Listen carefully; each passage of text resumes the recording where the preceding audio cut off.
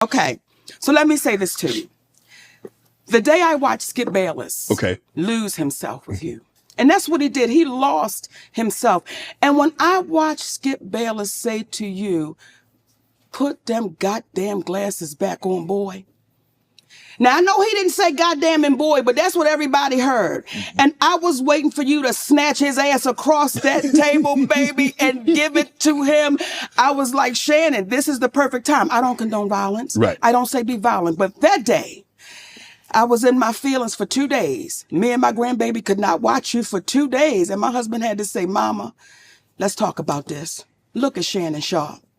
He retired in 2004, but he could still get on that field and run touchdowns, tackles, everything. Had he snatched Skip Bayless across that table, he would have died in Shannon's arms that day. Right. So Brother Shay handled that right.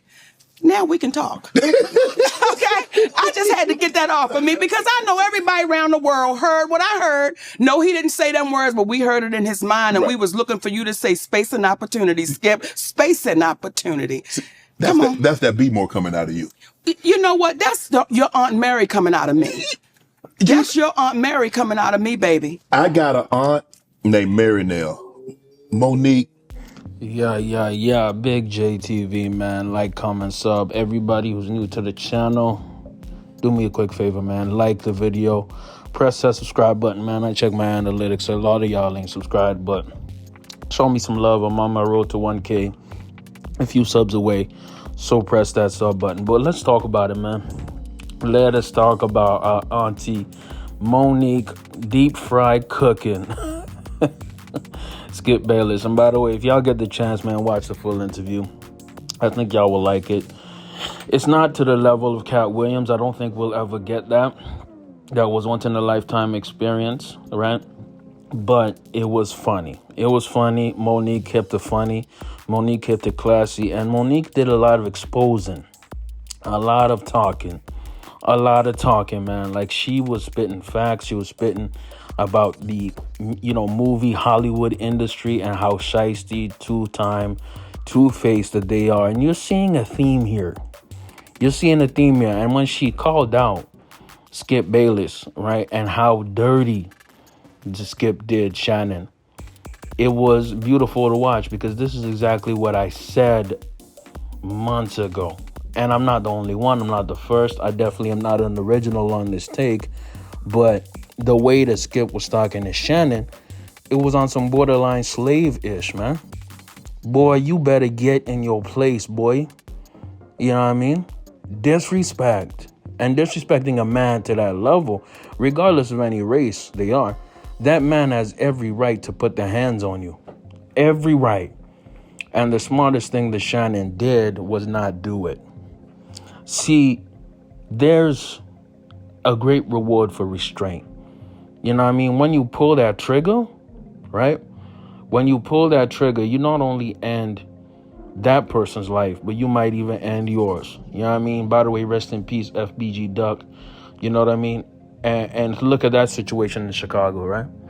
Where people were so angry and so filled with rage, filled with revenge, right? That 6 dudes went in the middle of one of the most public-facing retail luxury areas in Chicago and killed one of the biggest artists in the city, one of the biggest rappers in the city, one of the biggest figures in the city. And not only did they end their life, not his life, my bad, they ended theirs. You know what I mean? They ended their life, right? Because now they're spending time in jail for the rest of their lives. They got hit by federal indictments. And the dude who apparently put the hit out on them, King Von, he himself lost his life, right? Same thing pretty much with the Skip Bayless and Shannon Sharpe situation, man. Same exact thing. You have an individual here, Skip Bayless, who's basically Bill Belichick, that decided, hey, I can talk to this black male any way I want to. Because he ain't nothing. That's what he was thinking in his mind. I can talk to him any type of way, right? And guess what happened after? They decided to fire Shannon. And guess what happened after? Shannon has become the Black Joe Rogan. And I'm calling, and I've already called it. He's the Black Joe Rogan. He is this era's Arsenio Hall. I wasn't, a 90s person. Like, I wasn't old enough to even watch Arsenio, but his impact on late night TV, on the culture, on broadcasting was so huge in the 90s, man. You know what I mean? That's what I heard, and that's what I know, at least from just knowing. I wasn't there to experience it. This is our generation's Arsenio Hall, bro. This dude gets the comedians, the rappers, the singers, people who you would see uncomfortable on other shows, but they get loose and they feel comfortable and they like this man and they want to laugh and they want to speak their truth. They want to speak the real because they see that they're in front of a real person who's going to let them speak their mind. See, Skip Bayless, his issue is that he has such a massive ego and he's so delusional that he thought that he could get rid of Shannon and things would go. No, things would not go. He was the star of your show. He was the star of your show. And if you look at Undisputed right now, Skip is very tight-lipped when he speaks to Richard Sherman, because Richard Sherman don't play that. Because let me tell you something. If Sherm ever got disrespected by Skip like that, I believe Sherm will beat the hell out of a 72-year-old or 71-year-old Skip. I fully believe it. I can see it right now. I can see Sherm grabbing him by his throat and just going off on him. Keep in mind, Sherm was part of one of the greatest defenses in NFL history, the Legion of Boom. Right? But when Shannon himself decided, bruh, I'm not going to sink to that level.